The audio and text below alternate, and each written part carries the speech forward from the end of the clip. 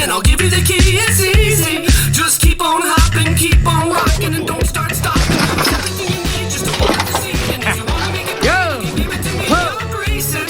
I believe for you, you wouldn't believe what I see in you. So don't stop, don't let the dream drop hop.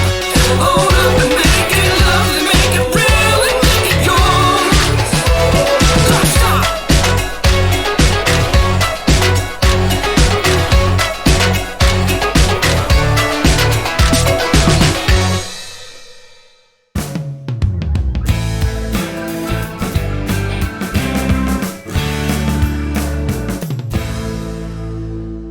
All right, Samantha, I'm super excited to have you coming on the show. We kind of met through actually some consultations that I got at a powerlifting conference.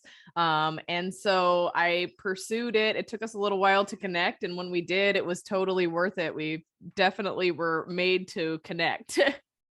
Yeah, it's been really, really fun. I love connecting with someone like you where there's this passion to improve yourself, but it's at so many levels beyond just taking your body to the gym for a run, taking your body outside to push it through something that maybe it doesn't even want right now, and really, really looking at something deeper than surface level. What do I need right now to be the best version of myself? I love that. And I love what you said right there, pushing it to do something it may not want right now. That's a really Mhm. big part of my coaching. And so I was really excited to hear you just say that. Yeah. I think So, we see it everywhere, right? Even if it's like stagnancy, whether it's mhm. movement or being still, too often we don't listen to our bodies and give it what it's asking for. So, I, I love that. Well, give my listeners a little bit of your background and what got you doing the things that you're doing, because they're pretty awesome.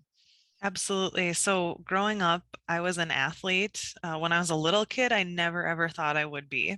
I didn't like sports kinds of things at all, but I grew up on a farm. So I was outside in nature, active and playing all the time. And in middle school and high school, I got into sports and found out I was really good at them.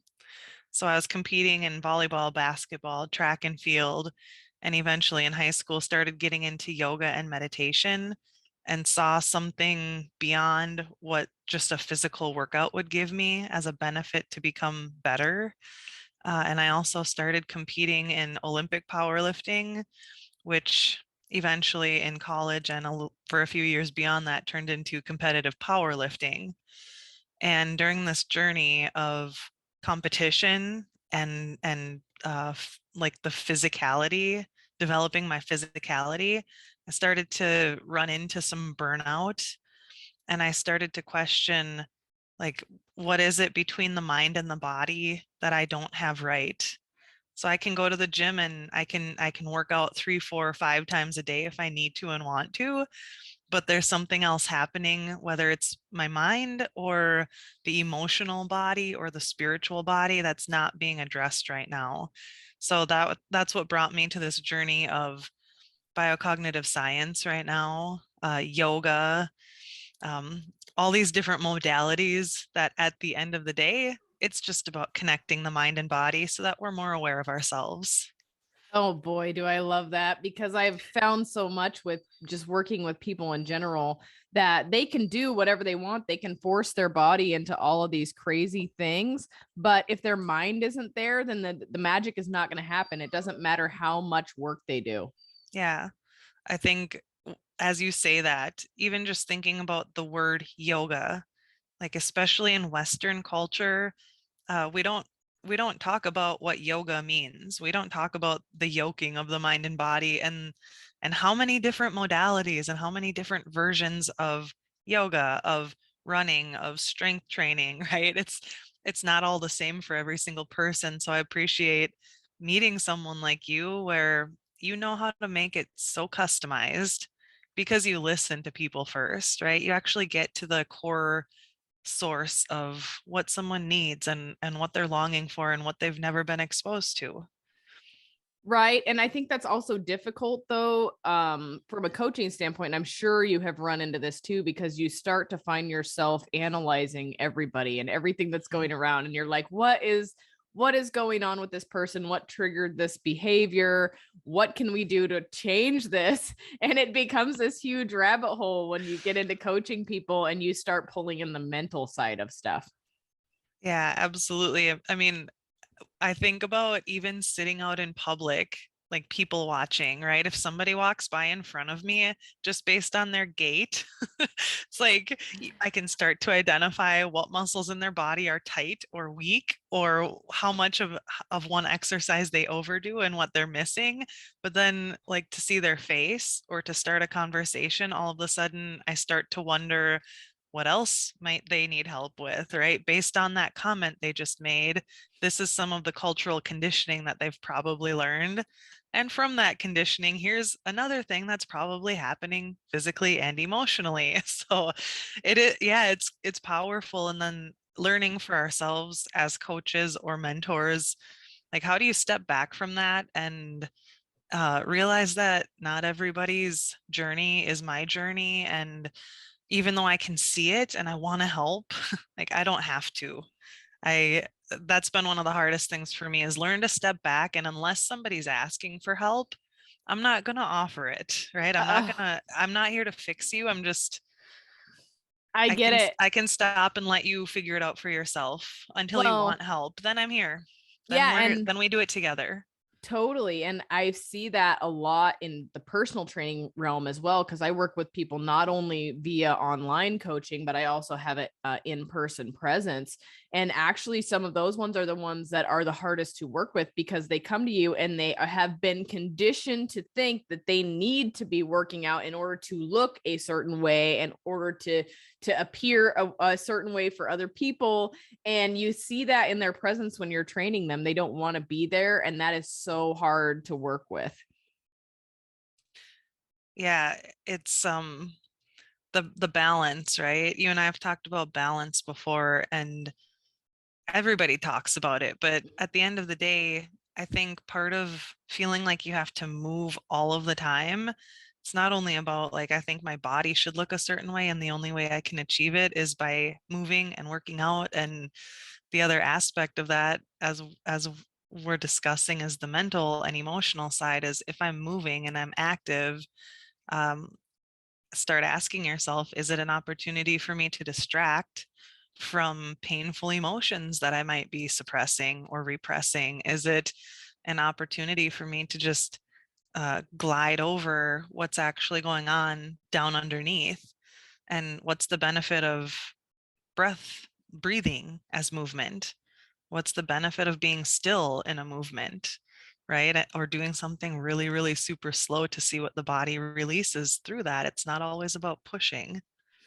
Absolutely. And that's something that I have had to learn, and why I sought out help from you was because I was like, oh boy, I started realizing I've been burying all these things through fitness for so many years and keeping myself busy and doing crazy things. And so it is this certain circumstance that is so important, is getting connected mentally with things. And that's the difference, bridging the gap between outcome coaching, where you just get a person a result, and lifestyle coaching, where you're actually teaching them sustainable habits that they can do for a lifetime. And the power of just the word lifestyle, it changes everything, right? Because all of a sudden, exercise isn't the only form of movement in your life. And eating a meal isn't the only thing that refers to nourishing and fueling and restoring your body. And it also just, it brings it all together. All of a sudden, like, if you sit a lot at work, or if you lift a lot of things at work, that's part of your lifestyle. So then how does that inform when you go to work out later in the day? Or if you Mhm. don't work out because of all of that? It makes such a huge shift for the entire body comprehensively. So let's dive into something you said a little bit earlier, and that's the things that we've been conditioned Mhm. to feel or look or perceive. Let's talk about that a little bit, because that's something you and I have kind of started to dive into, is why we do the things that we do. Mhm. Yeah, so I mentioned the term biocognition earlier, and um, as I've been trying to discover myself and learn how to be a better support for other people, having to go inward and do some of that deep work was really difficult because, like you said, as a coach, you can look at someone and start to analyze and pick apart every little thing. But do you have the skill to do that for yourself? And if you can do that, then you start to realize more and more, I don't want to analyze myself. Therefore, I don't want to analyze everybody else. So instead of analyzing and trying to fix, my at least my approach is more of this like cultural anthropology, or the word ethnography is what I use. So it's really, how do we identify the culture of our own life, but also how do we identify the culture around us? So I'm not talking about race and ethnicity here, right? I'm talking about the context in which you exist. So it might be the culture of your own inner world. What goes on inside of you? How do you perceive the world? And that's determined by what we learn growing up from family, the family culture, the community culture, the school culture. And once I started to see uh, this this map inside of my brain, like how all of this was being conditioned inside of me through um, lessons that were supposed to keep me safe, but realizing eventually in my life those lessons were actually harming me, and not because someone wanted to do bad things. I mean, in some cases that is what happens, but we talk about those archetypal wounds of shame, betrayal, and abandonment. Wherever you are in the world at any time in the history of the world, as a human, you've experienced all three of those. So any wound, any trauma, any stress you've ever had in your life can fit into one of those archetypes. And the reason I like to use the biocognitive model with these archetypes is because it opens up, instead of categorizing and saying you fit into this box now, let's go fix that analytical side. It allows us to actually open up and start to express what was the story behind that experience, what's the rule that you have taken into your body and your brain and your emotional body to judge, this is good, this is bad, that's right, that's wrong, and then make the decision about, what do you want to do with it? Do you want to keep living with that rule that's actually harming and creating dysfunction and dis-ease inside of you? Or now, as you're growing up and developing yourself, do you want to rewrite a new rule? Do you want to set a new value system? Do you have your own belief system? Or do you just want to keep perpetuating the generational cycles?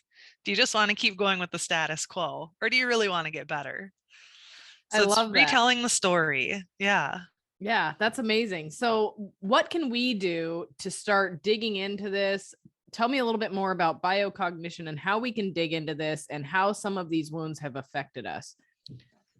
Yeah, the first, I always say the first thing is to slow down. Step number 1 is to stop, pause, and start to identify opportunities in your own life to slow down. And someone that I'm working with right now on we're calling it longevity in leadership. So it's somebody who's been like had decades of very, very successful career as a leader in education, and looking now at like what has this, how has this long-term career of always being under pressure and always having to make tough decisions, raising a family, like balancing all these different things, how is it impacting me physiologically, emotionally, etc.?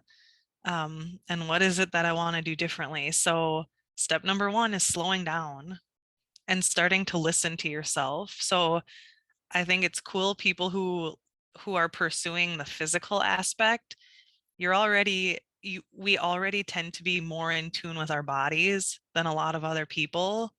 So it's an opportunity to have a conversation with your body and start asking when pain comes up or when dis-ease is presenting itself beyond a physiological, as if we were a machine, like beyond the diagnostics of, oh, this part must be broken, I should fix it.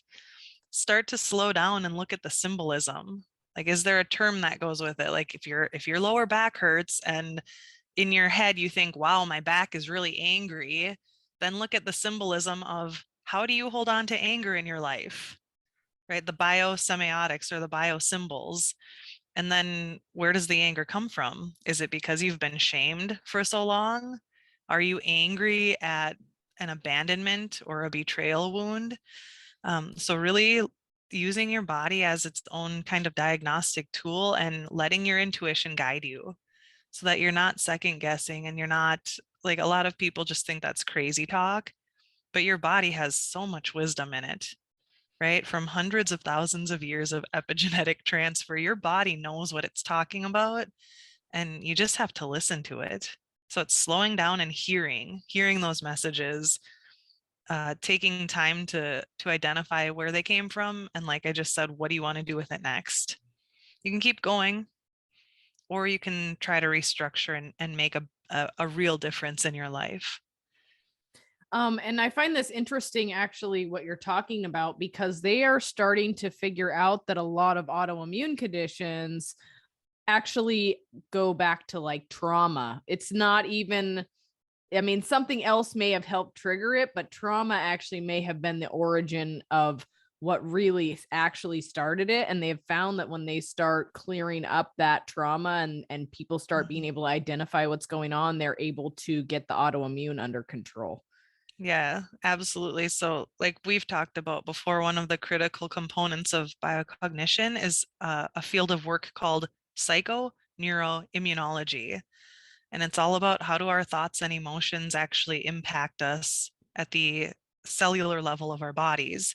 So, when we're talking about trauma correlated to health issues or autoimmune disease, it's because usually of all of the shame and all of the inflammation molecules in the body, right? So even people who are cancer survivors, um, sometimes the research isn't there to say that this is a cause because there's just not quite enough of it yet, but there is such strong correlation, that when we look at healing through honor, healing through loyalty, healing through commitment to ourselves, and all, like always giving those gifts to ourselves, not looking for other people to give it to us. We There are huge shifts in the bodies of people that are experiencing autoimmune diseases. Not that you get cured or they go away, but it changes. It changes drastically for a lot of people who start to make those shifts and rewrite the story. I love that. And so when you and I first got together, our very first session, I think you ran me through kind of a meditative practice where you could just check in and see, where am I really hanging on to tension? What's like, how does my body really actually feel? And you are so good at guiding that process, but it was so wild. I remember I was doing this breath work / meditative practice. It's hard to call it that because it's a little bit different, but and I was like, holy cow, I realized I could not relax my forehead no matter what I tried to do. And you kind of dove into why that was, and that there are certain areas in the body where these actual wounds kind of affect us. Mm-hmm. Yeah. So I'll just go through them really quickly, right? So in the research of biocognition, this is different than chakras and other energetic systems, even though they complement each other. And for anyone that knows other modalities and systems like that, you'll see how there's resonance.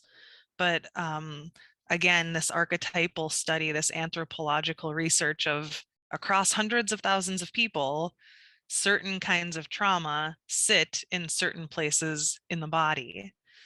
So we look at 5 different portals for these wounds or this trauma and stress to start presenting physiologically. So if you're doing a body scan, right, just slow down, pay attention to your body from the bottoms of your feet up to your stomach.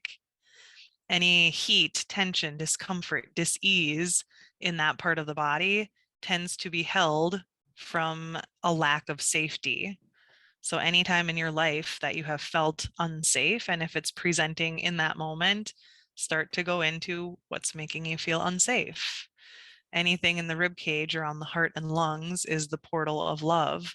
So where do you feel fear? How do you feel a lack of love and compassion? And what do you need next? From the fingertips up the arms, across the shoulders, into the neck and face, that's the portal of expression or freedom of expression. So in your life, where have you felt like you're not allowed to express yourself? Where has your creativity or your intellect not been valued or been shamed, abandoned, betrayed? And then check it out in that space. What's going on? What kind of pressure, tension, disease is going on there?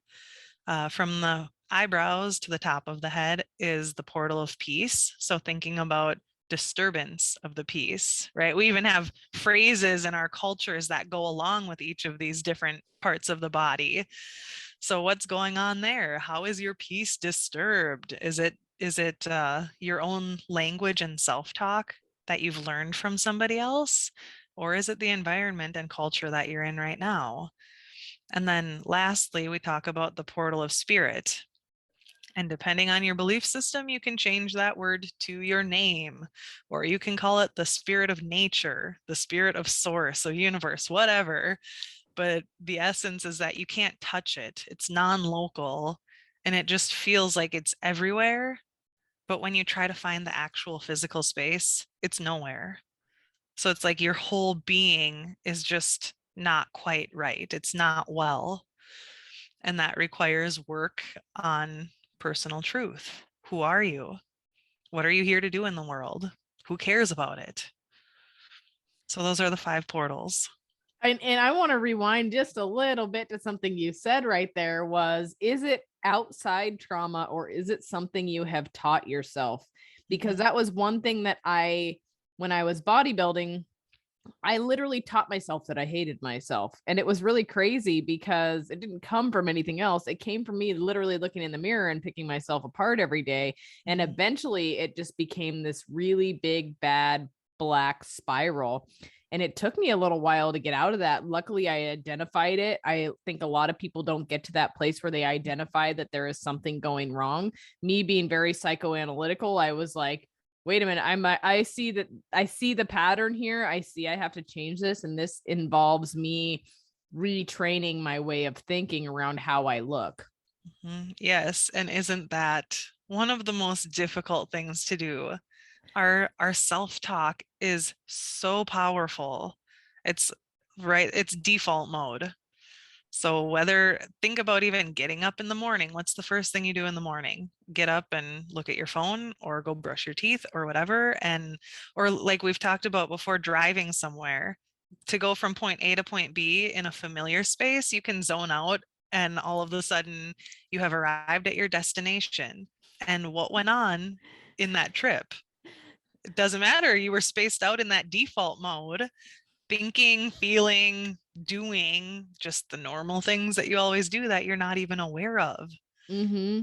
Right? So what's Absolutely. going on then? How does that impact you in your well-being?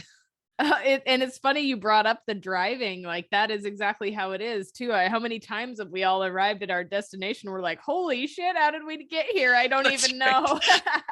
know. Yeah, absolutely. And Yeah, the same goes for what's going on in our head.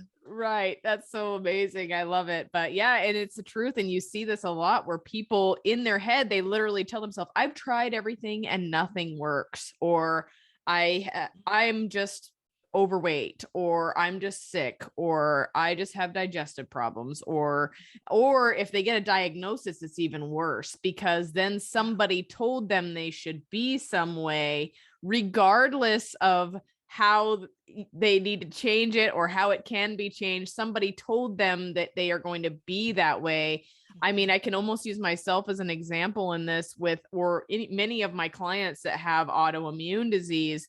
The doctors, they go, well, you're just going to feel tired and sluggish and you shouldn't go to the gym. And like, they tell you all of these things, right?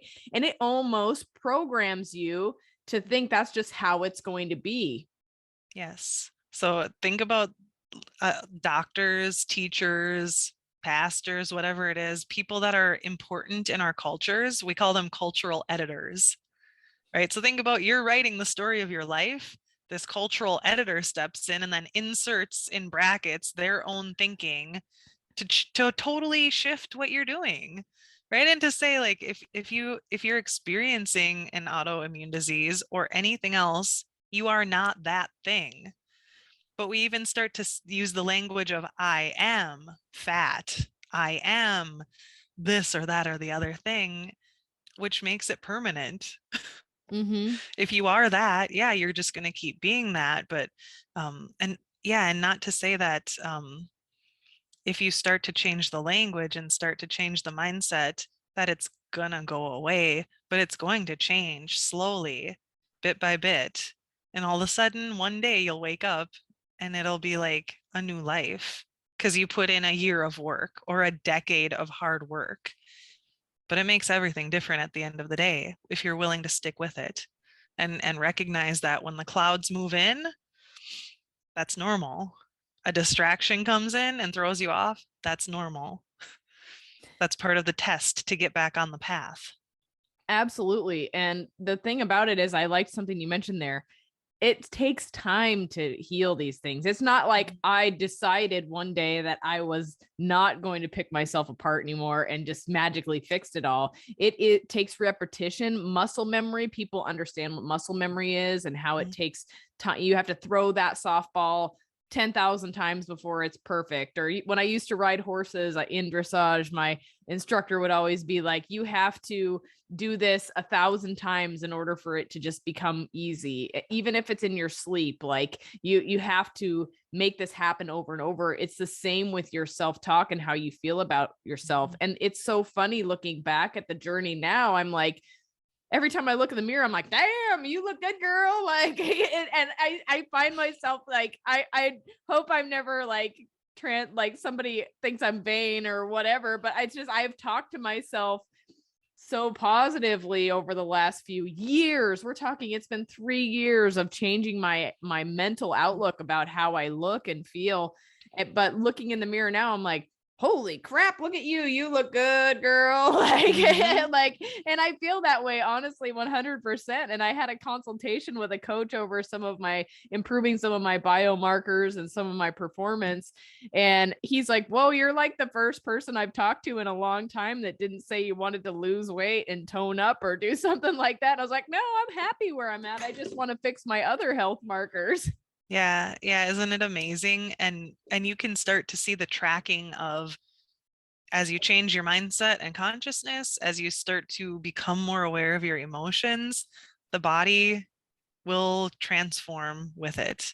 So you'll see faster gains and you'll see more rapid transformation than ever, because obviously the mind and body are connected. You cannot separate them, right? We have a central nervous system for a reason, but in our Western culture, for some reason, there's so much of that, like just that divide, and like emotions are bad and emotions shouldn't be expressed. And because of that, we push them down and we get sick.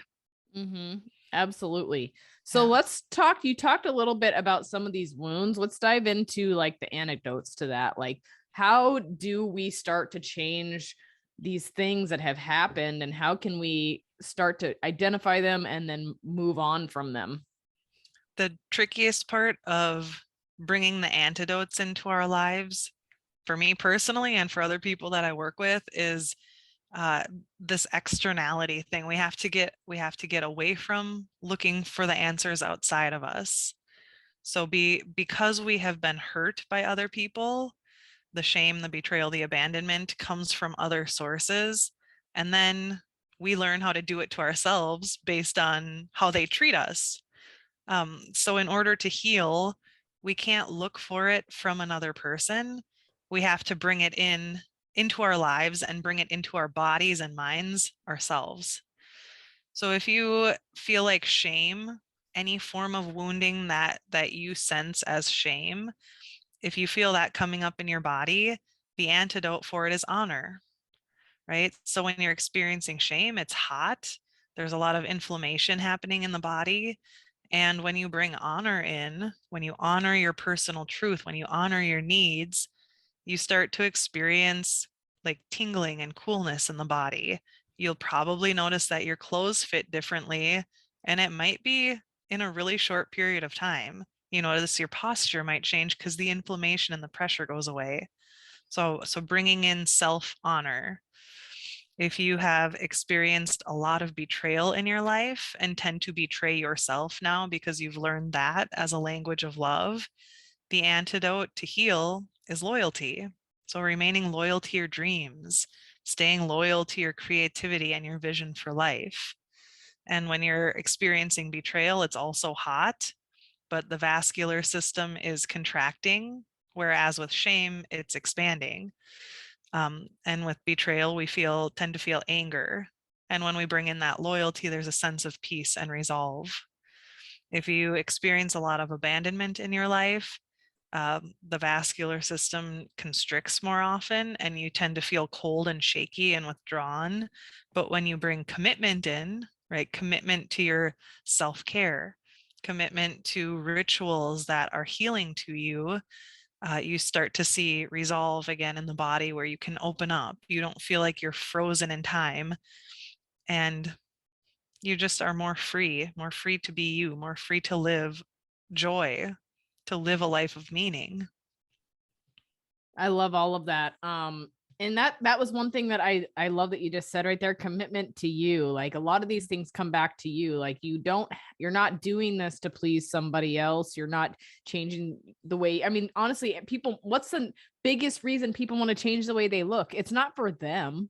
It's almost never for them. I would say 98% of the time it's not for them. It's for somebody else. It's for their husband. It's for their friends. And now we get into social media where people want to like go, I mean, especially in bodybuilding, being in that space as well. I'm seeing more and more people just go out and do a bodybuilding show just because they want to post it on social media. They're not going through that journey for them. They're going through it for other reasons. And so that's when you internally have to start putting together what your why and what you're doing and who you are doing it for. Yes, absolutely. And that who you're doing it for, like taking all of this in as you want to heal yourself and grow and be better. If you ask the question, who cares? Right? When you start to distance yourself from toxicity and people that are sucking you back into those wounding moments, you really start to see who cares at a really deep level. Who's using you as opposed to who cares enough to let you or support you in this healing process. Because it's revealing, right? A lot of people say they want the best for you, but when you start to separate yourself from what's hurting you, not very many people are going to show up anymore because you have to show up for yourself. Absolutely. And I mean, I recently noticed with myself, I took a really big evaluation of all these things that were going on because I've had a whole compilation of things happen over the last couple of weeks. And I was like, why am I doing the things that I do? What's the reasoning behind it? If nobody was listening or watching, then what would I be doing right now? Yeah, absolutely. And going off of that, and I think about, I had a really cool coach in high school who started to bring this mindfulness stuff into our athletics because she was a world traveler and she just experienced so many really powerful emotional, spiritual opportunities. And that was always her message, on or off the court. If no one's looking at you, what are you going to do right now? Absolutely. And it's kind of interesting because I actually a couple days ago decided I was going to take a break from social media, which is hard as a business owner because you're like, what am I missing out on? Who might be missing this? Like, but I started to realize like the right people will come to me at the right time. And I need to stop being on social media for self-fulfillment reasons and to be wondering if I'm being judged. Like there's all these things involved, right? And the social media rabbit hole is very deep. And I think it is a really bad place for a lot of people to be these days. But anyway, I started taking this like mental inventory of my whys and all of the things. And I was like, you know what? I don't need to be on here for anybody else except for me. And so I'm just going to take a break. I don't really care. And, get my head in the game, get back in touch with myself and my own personal feelings. And if I was doing something, if social media didn't exist, and if people didn't have any idea what I was up to, would I still be doing it? Yeah, that's a hard one to face, isn't it? Yeah. Yeah, but you know that when the answer is yes, it's probably because you've done some really serious work on yourself and you've gotten so in line with your purpose that, yeah, you're in the right place. Yes, absolutely. Mhm. So we are running short on time, but what I want to talk about is if there was anything you could get out there in the world right now, what would it be? Like for a message that I want to share with the world, Yeah. it's gonna be what I shared earlier. It's gonna be slow down, right? If you could look at a calendar in front of you, how can you create more white space? How do you create more blank space in your days? Because you have to love yourself first. You can't show up for anyone else if you don't love yourself, if you're not worth it, if you don't take the time to have a ritual or a moment, even just one breath that's for you each day. It will change everything. So create some of that blank space for yourself and dedicate just one moment a day to you.